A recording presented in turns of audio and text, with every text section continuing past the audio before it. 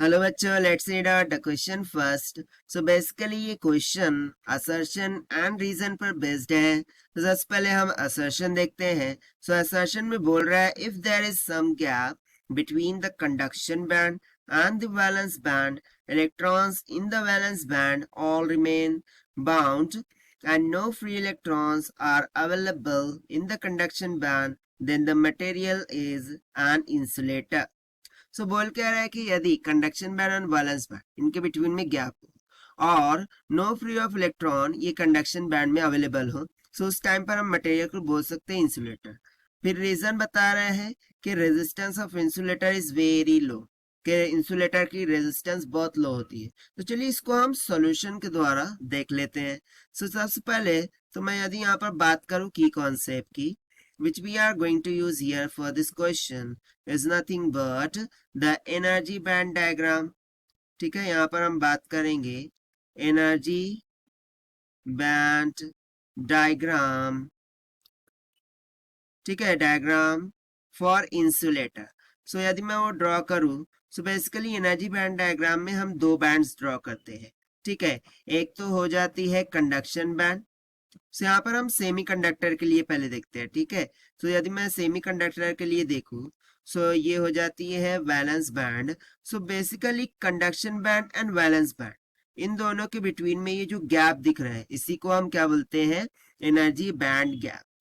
ठीक है, और बेसिकली सेमी कंडक्टर में ये energy band gap 1 electron volt के बराबर होता है और इंसुलेटर में ये energy band gap 3 electron volt के बराबर होता है। सो यहाँ पर हम किसकी बात कर रहे हैं, सेमी कंडक्टर की। सो हम उसी की बात करते हैं।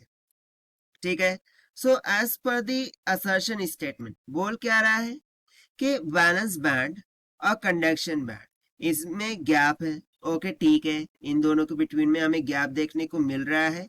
ठीक है, ये गैप कुछ हमें देखने को मिल रहा है, that is okay. And further क्या बोल रहा था कि there is no free electrons are available in conduction band, यानी कि कंडक्शन बैंड में कोई भी इलेक्ट्रॉन अवेलेबल नहीं। सो बेसिकली होता क्या है, valence band number of electrons को कैरी करता है। ठीक है, नंबर ऑफ इलेक्ट्रॉन्स इसमें वैलेंस बैंड में होते हैं और जब ये इलेक्ट्रॉन्स वैलेंस बैंड से कंडक्शन बैंड में जाते हैं, सो उस टाइम पर इलेक्ट्रॉन का फ्लो होता है, दैट मीन्स टू से कि करंट फ्लो करता है। और यदि करंट फ्लो करता है, सो उस करंट से क्या होता है, ये इलेक्ट्रॉन्स यहाँ कंडक्शन बैंड में हमें देखने को मिल जाते हैं।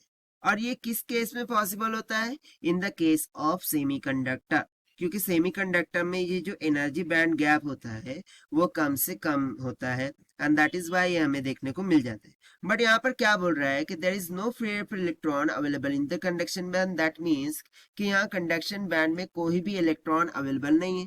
अब यदि इलेक्ट्रॉन यहाँ कंडक्शन बैंड में नहीं होंगे, यानी कि इलेक्ट्रॉन वैलेंस बैंड से कंडक्शन बैंड की तरफ आए ही नहीं है, दैट मीन्स कि इसमें जो बैंड गैप है वो बहुत ज्यादा है।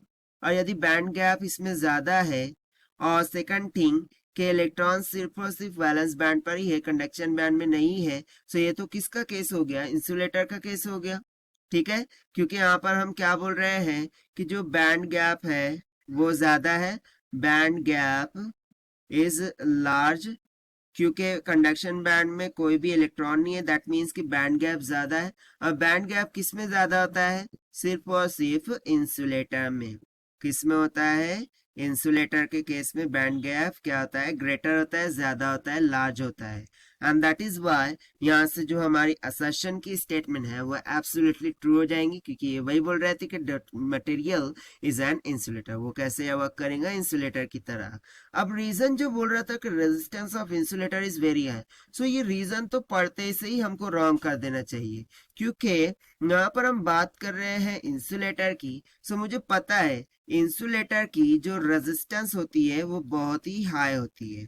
Okay, resistance resistance of insulator, resistance of insulator is very high, वो क्या होती है, वेरी हाई होती है। और देखिए सिंपल सा कॉन्सेप्ट है, अगर रेजिस्टेंस लो रहेंगी तो उसमें से आसानी के साथ करंट फ्लो हो सकता है, और यदि वो आसानी के साथ करंट फ्लो होगा इट मीन्स दैट कि वो तो सेमीकंडक्टर हो जाएगा ना। और इंसुलेटर में से करंट का प्रवाह नहीं होता, क्योंकि उसमें बैंड गैप क्या होता है, लार्ज होता है। यानी कि उसकी ऑब्वियस सी बात है रेजिस्टेंस क्या होनी चाहिए, बहुत ही हाई होनी चाहिए, तभी तो उसमें से करंट का प्रवाह नहीं होगा, तभी तो उसमें से इलेक्ट्रॉन का कोई भी ट्रांजिशन नहीं होगा। ठीक है। सो इसीलिए रीजन की जो स्टेटमेंट है वो एब्सोल्युटली क्या हो जाएंगी, इनकरेक्ट हो जाएंगी। सो यही हो जाएगा हमारा आंसर जो कि हमने सॉल्व किया है by using the concept of energy band diagram. Now let us check the option. So यहाँ से यदि हम ऑप्शन चेक करें, so A is true but B R is false, that means जो ऑप्शन सी हमें दिख रहा है, that is assertion is true but reason is false, will become correct. So this is the required solution. I hope you understood well. Best of luck. Thank you.